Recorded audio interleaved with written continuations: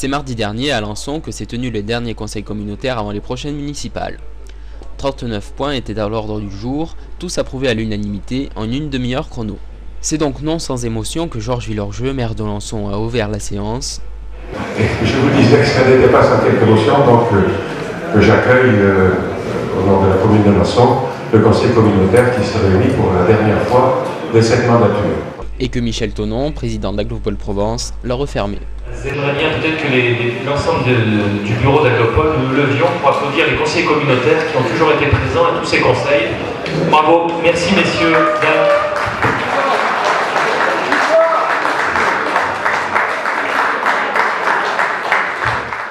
Le Régional TV a profité de cette occasion pour demander aux élus d'Aglopole quel bilan ils tirent des 6 années d'existence de cette communauté d'agglomération.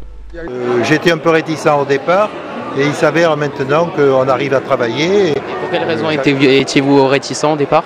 Moi j'étais réticent parce que je voulais pas, j'avais un peu peur d'une commune qui était très riche et qui me faisait du souci, me dire elle risque de devenir moins riche, donc on serait la loge d'une certaine commune qui est la plus riche de tous. Au moment où nous arrivons à la fin de cette mandature, je pense qu'on peut faire un grand cocorico et que nous pouvons tous ensemble nous féliciter d'avoir bien travaillé main dans la main, de n'avoir pas endetté notre communauté d'agglomération, d'avoir réalisé beaucoup d'investissements et de grands travaux et d'avoir permis à des communes qui au départ en adhérant chez nous n'avaient pas forcément des taxes professionnelles importantes leur permettant de faire ce qu'elles souhaitaient faire, de le faire.